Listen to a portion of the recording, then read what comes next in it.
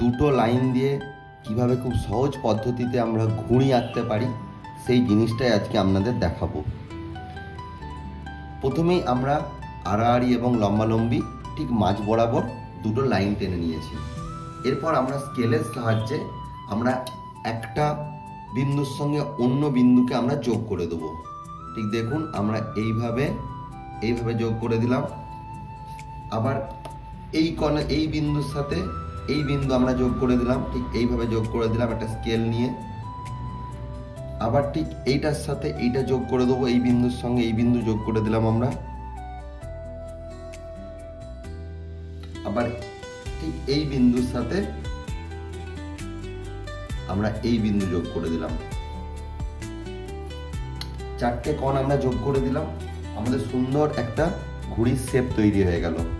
এরপর আমরা ঘুড়ির ল্যাচ তৈরি করব। আমরা ঠিক এইভাবে একটা আড়াআড়ি একটা লাইন, ঠিক সেম ভাবেও আমরা এইদিকে একটা আড়াআড়ি লাইন দেব। এরপর এই দুটো লাইনকে আমরা ঠিক এইভাবে যোগ করে দেবো। ঘুড়ির লেজ তৈরি হয়ে গেল আমাদের।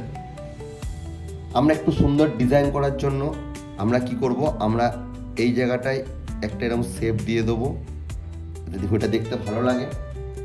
আর ঠিক এইটার সাথে এখান থেকে একটা রাউন্ড শেপ করে ঠিক এই কোণের সঙ্গে আমরা এই কোণটা মিলিয়ে দেব।